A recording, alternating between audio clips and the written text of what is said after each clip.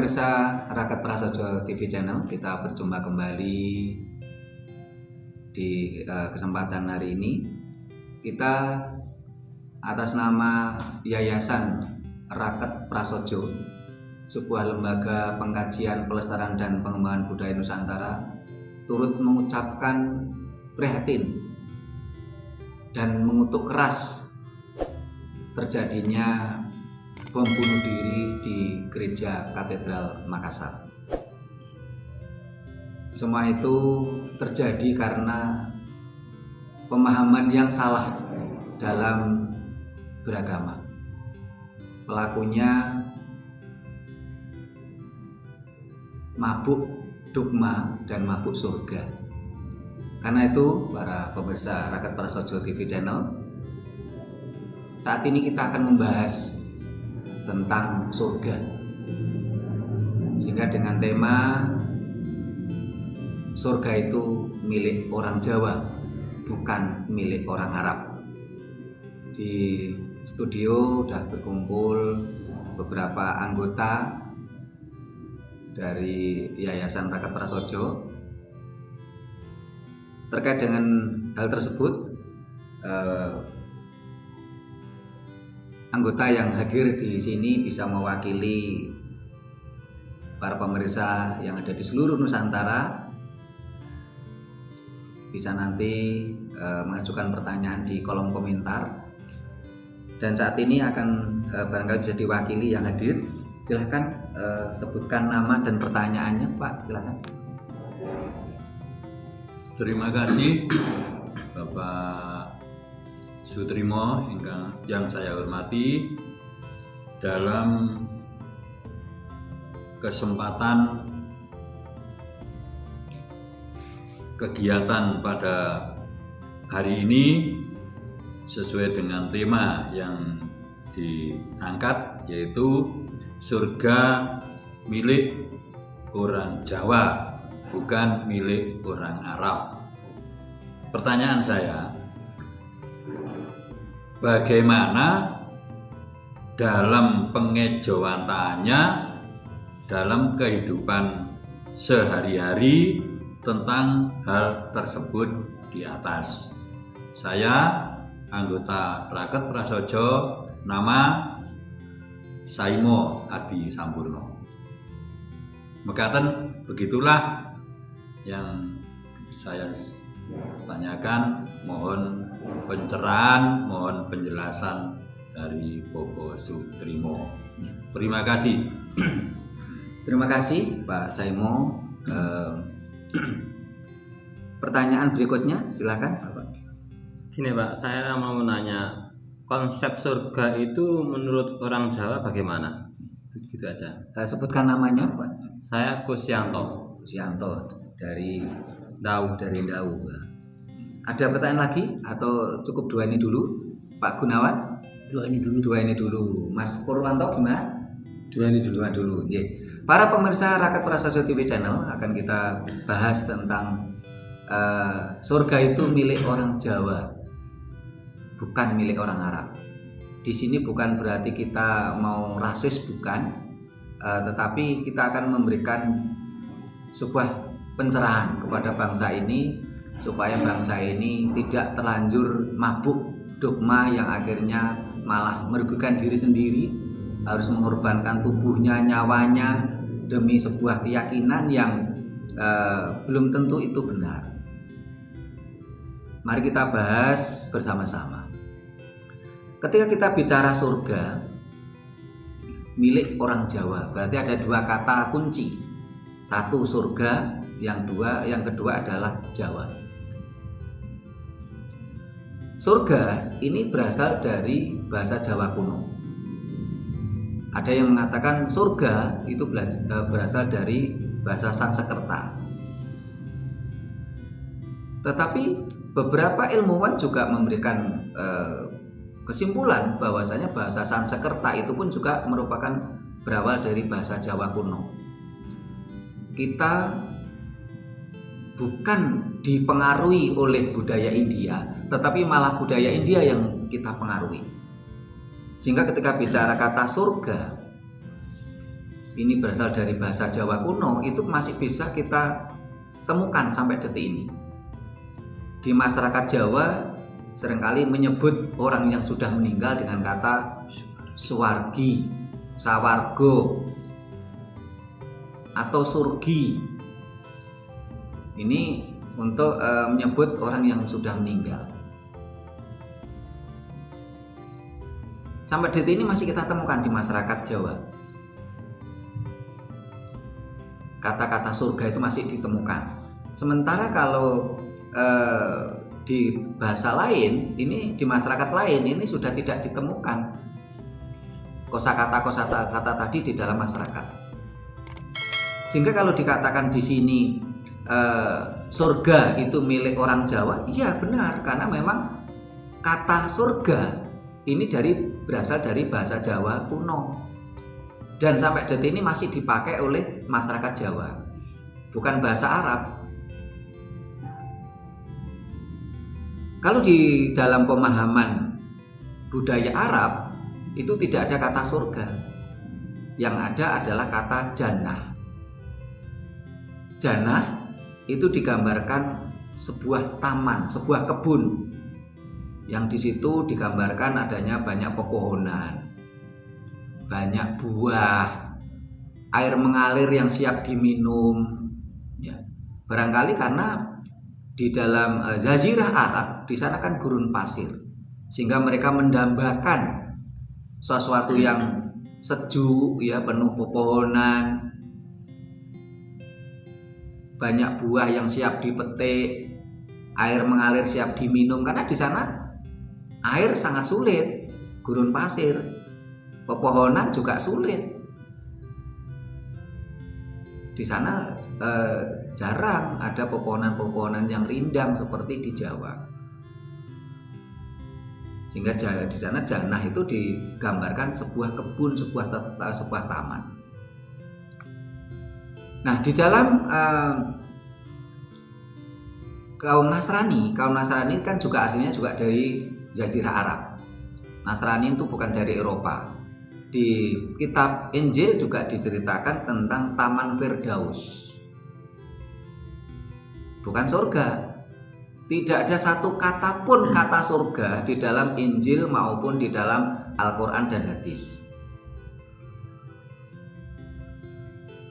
Nah, di dalam Injil dikatakan adalah taman surga, Taman Firdaus, bukan taman surga, tetapi Taman Firdaus. Penggambarannya juga hampir sama dengan kata jannah tadi, sebuah taman yang banyak pepohonan rindang, sejuk, Taman Firdaus.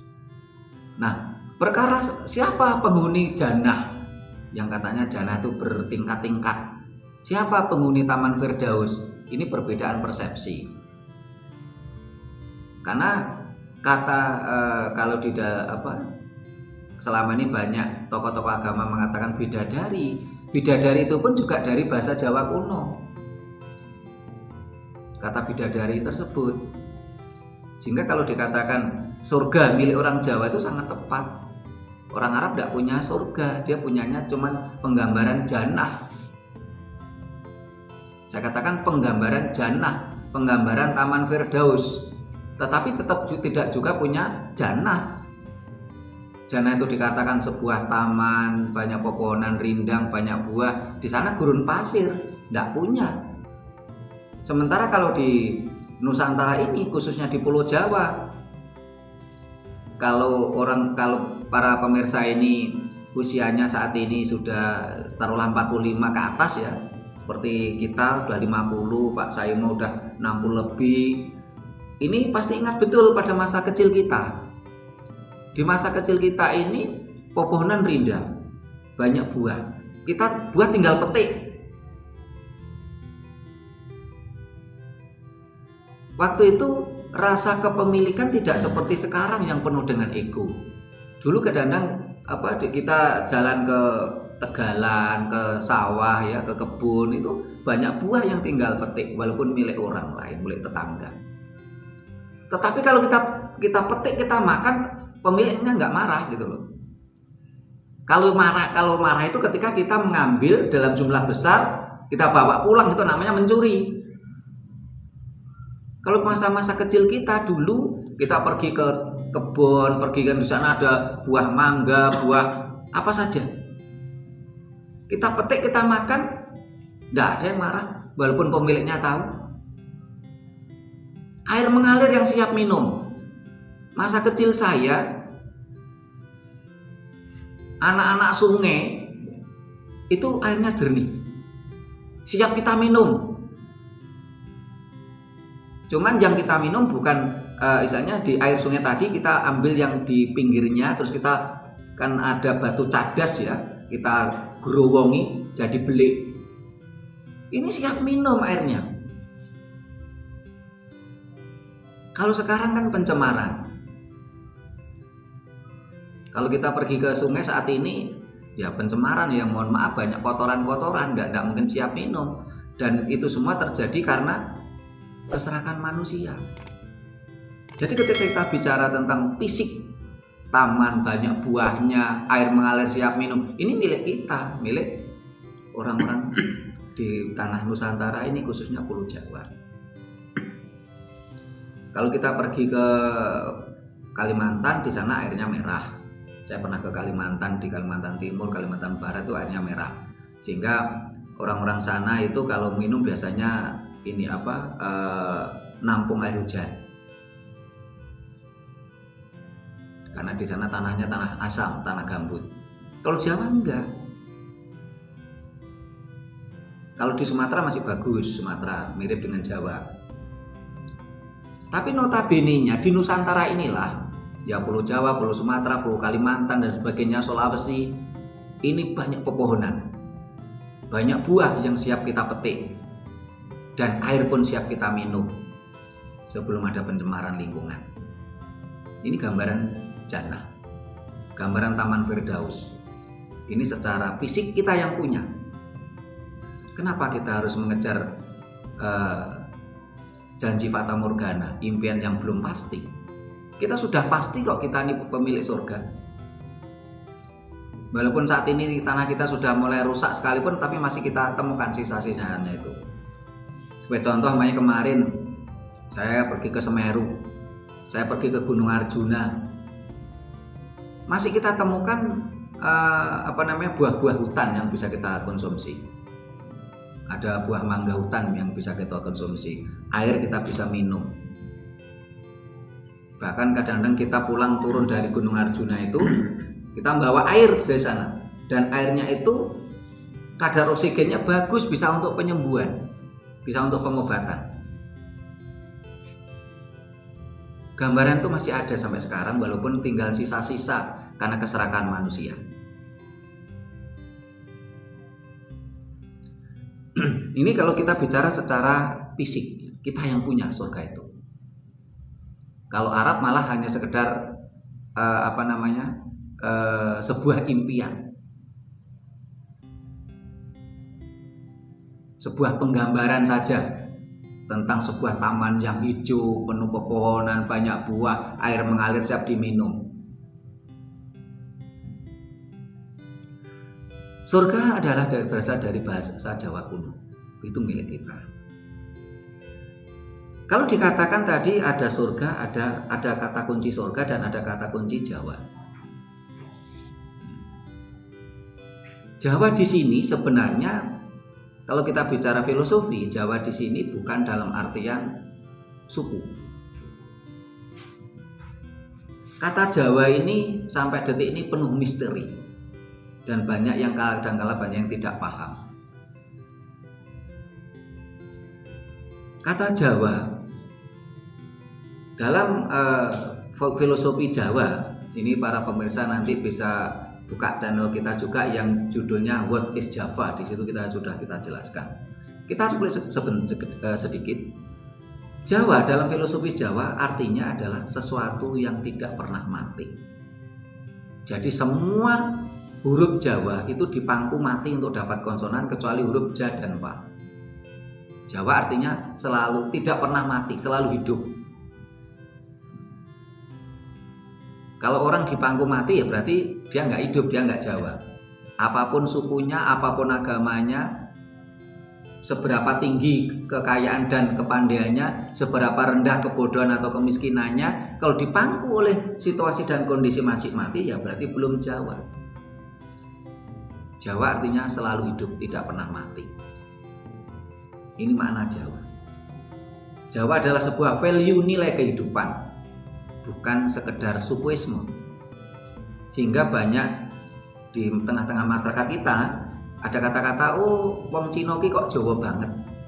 Nah, secara sukuisme kan jelas ini suku Cina, tapi dikatakan, oh wong Cina ki kok Jawa banget. Oh bocah ini kok Jawa marang adike. Oh bocah ini kok Jawa pada orang tuanya. Ini adalah nilai value, nilai kehidupan. Dia selalu hidup jiwanya dalam kondisi apapun. Jawa, kata Jawa ini sebenarnya banyak dikutip di berbagai kitab suci. Kita mulai dari terolah Yahudi. Bangsa Yahudi ketika menyebut Tuhannya itu dengan sebutan Yahweh. Yahweh. Yahweh ini tulisannya adalah J-H-W-H. Bagi para orang yang belajar Jawa, tentu ini nggak perlu ada pertanyaan lagi, karena ketika kita menulis kata Jawa dengan huruf Jawa, ya pakai ja, ha, wa, ha, j, h, w, h.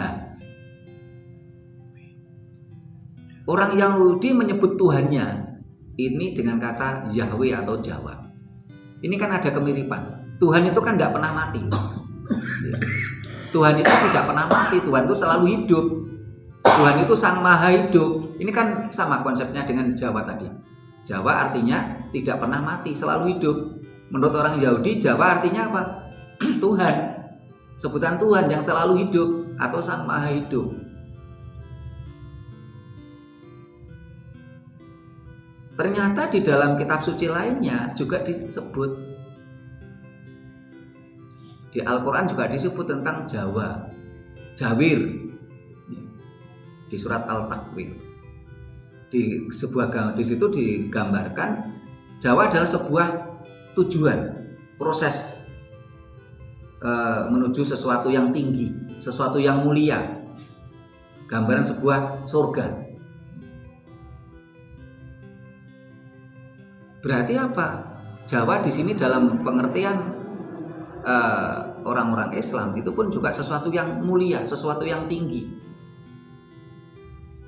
sebuah proses ke sana. Nah, di dalam Alkitab Injil juga disebut di Yesaya, juga penggambarannya juga sama. Di Yesaya, sebuah tujuan hidup juga. Sehingga kalau kita bicara tentang fisik, tadi sudah saya katakan, loh, surga milik kita secara fisik jelas. Di sini tanaman rimbun, pepohonan di tempat yang sejuk, indah, nyaman, damai, ya. Air mengalir, buah siap dipetik. Ini secara fisik kita yang punya. Secara filosofi, surga memang milik orang Jawa, orang yang selalu hidup jiwanya, yang sudah saya gambarkan tadi. Surga milik orang Jawa, orang yang selalu hidup jiwanya, orang yang selalu memuja Jawa, memuja Tuhannya. Sebuah impian, sebuah tujuan ke sesuatu yang mulia, sesuatu yang tinggi. Itu Jawa. Sehingga pemahaman-pemahaman ini kan semakin menguatkan kita bahwasanya Jawa adalah sebuah tujuan yang mulia, oleh ditafsirkan, dipahami oleh berbagai bangsa di dunia. Nah, sekarang bagaimana konsep surga itu menurut orang Jawa.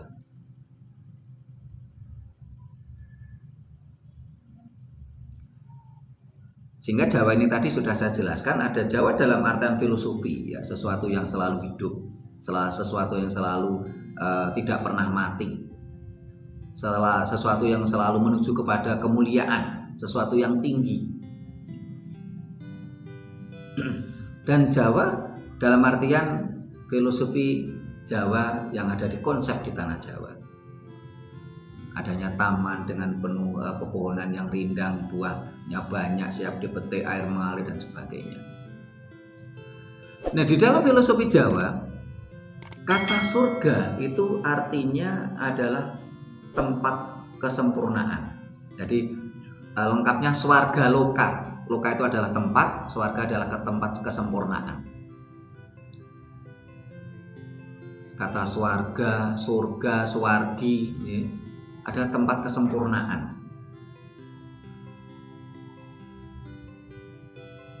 Sehingga kita selalu berdoa kepada Sang Jawa, sesuatu yang selalu hidup tadi. Umpamanya sebagai contoh, supaya orang tua kita, banyak Pak Kus ini bapaknya sudah meninggal, berdoa,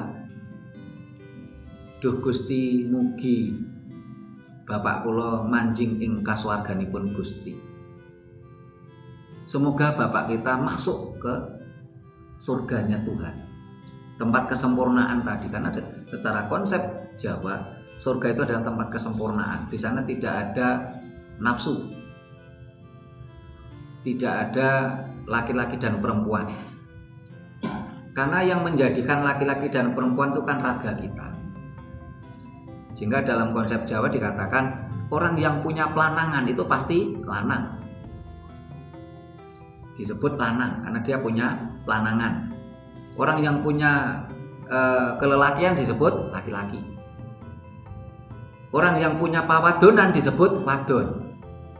Jadi kita menjadi laki-laki atau perempuan itu adalah raga kita. Tetapi kalau sukmo sejati kita, ya tentunya tidak memiliki jenis kelamin.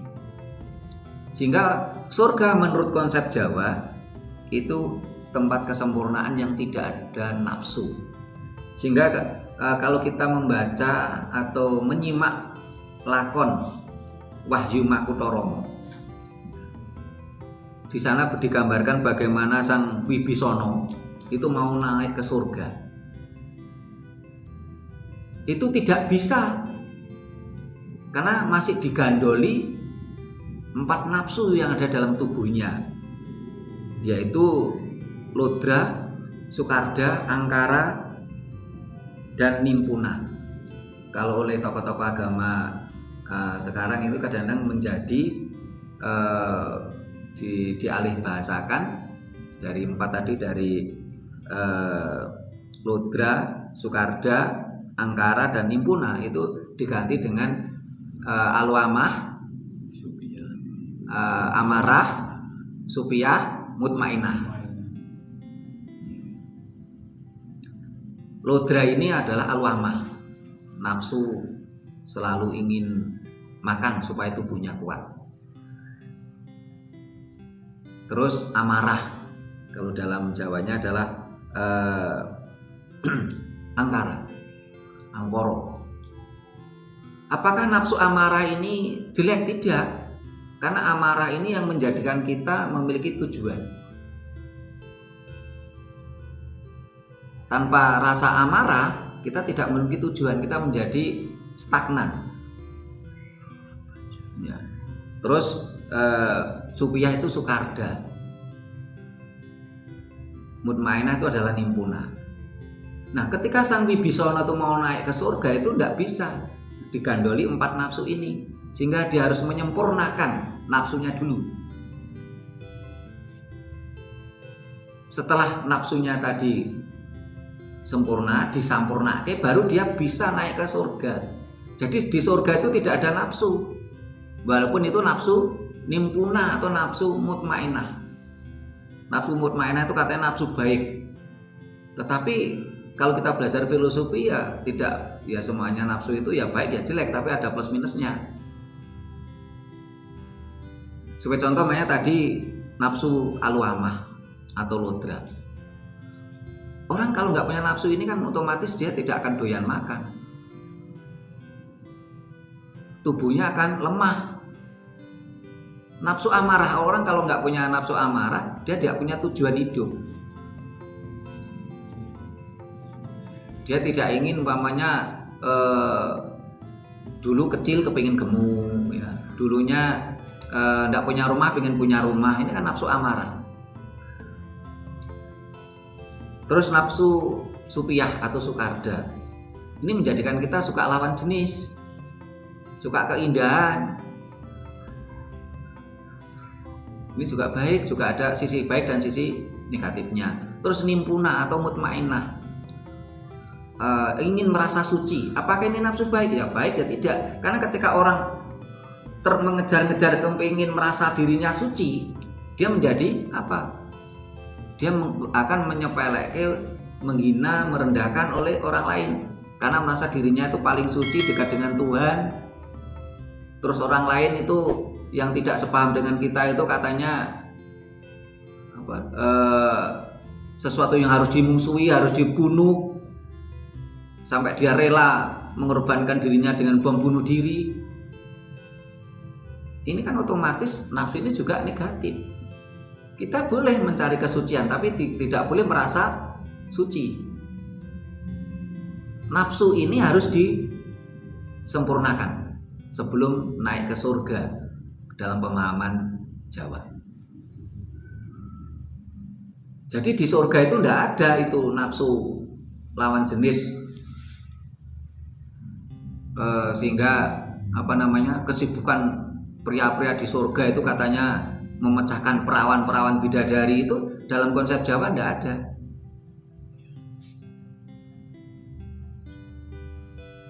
Kalau konsep seperti ini otomatis menggambarkan ajaran tersebut sangat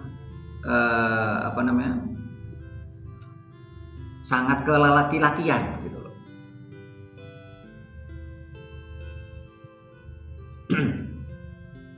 Ini kan tentunya sesuatu yang terasa aneh gitu. Kan seolah-olah kayak Tuhan itu kan laki-laki gitu, selalu menggambarkan seperti itu. Sifat kelaki-lakian. Bahkan di situ sifat femininnya malah tidak ada. Ini kan seperti gambaran Tuhan Yunani. Kalau mamanya kita pernah lihat film Hercules, digambarkan sang dewa itu kan laki-laki, sampai menghamili wanita manusia biasa, lahirlah Hercules. Tuhan digambarkan laki-laki. Sampai sebegitunya gitu. Jadi penggambarannya sampai kalau ditanya itu perempuan dapatnya apa, nggak dapat apa-apa gitu. Jadi surga, konsep surga menurut orang Jawa adalah tempat kesempurnaan. Manusia tidak akan bisa naik ke surga kalau dia tidak Jawa. Bukan Jawa di sini bukan dalam arti sukisme loh ya. Kita semua tidak bisa naik surga kalau tidak Jawa. Karena surga di sini adalah tempat kesempurnaan. Tidak ada nafsu di situ. Nafsu seks tidak ada. Nafsu jangankan nafsu seks, nafsu merasa dirinya paling suci, paling dekat dengan Tuhan aja nggak ada kok, nggak boleh kok. Harus disempurnakan di dunia, karena itu nafsu-nafsu tadi adalah pembawaan manusia di dunia. Pembawaan manusia di dunia itu kan misalnya nafsu pengen makan banyak, pengen punya harta benda, pengen punya mobil mewah, ya. Suka pada perempuan lawan jenis yang cantik, yang ganteng.